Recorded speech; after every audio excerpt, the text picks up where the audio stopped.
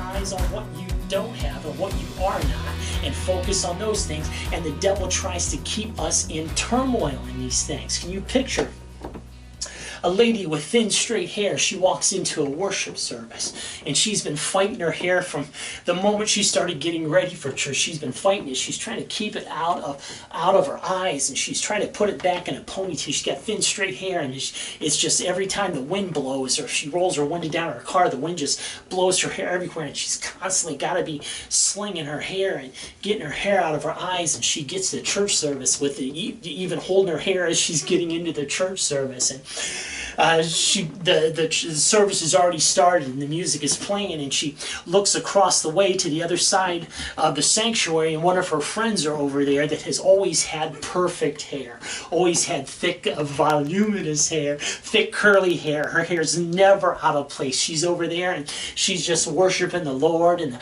preacher's preaching, and she's nodding her head, and her hair's not even moving. It's not moving out of place. The altar call comes, and the Holy Ghost begins to move, and they go up to the altar and they pray, and they begin to shout, and when that lady gets back to her seat after shouting a hole in the rug, she gets back to her seat, and the girl with the thin straight hair looks over at her friend, and there's not a hair out of place when she feels like she's been fighting her hair that whole time.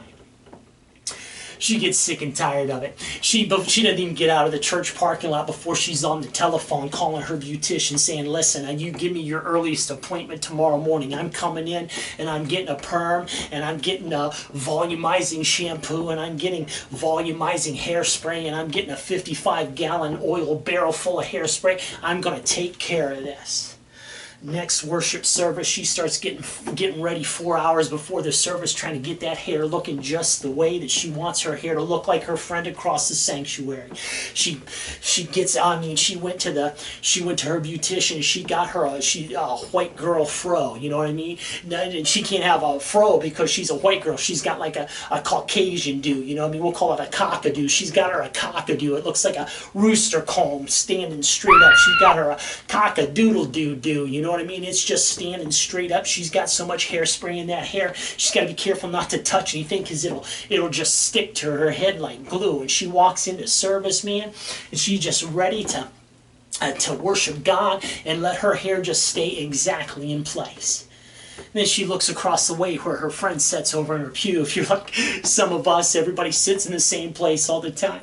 She's looking across the sanctuary to her friend across there, and guess what?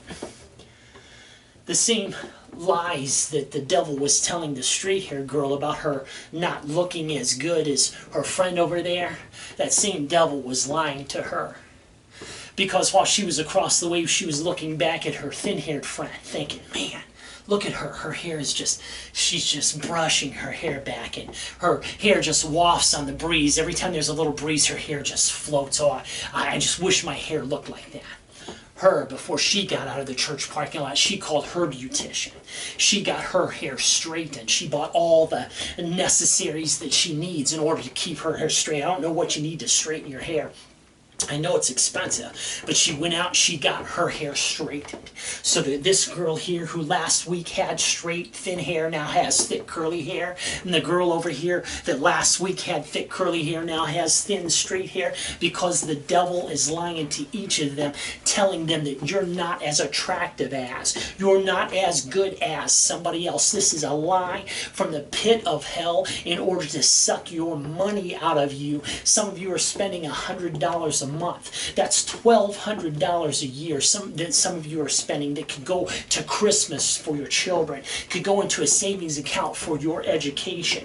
I'm not condemning you beauticians that are doing this, and I'm not condemning you folks that get permanent waves or get your hair straightened. If it gives you more confidence, more power to you, you do that.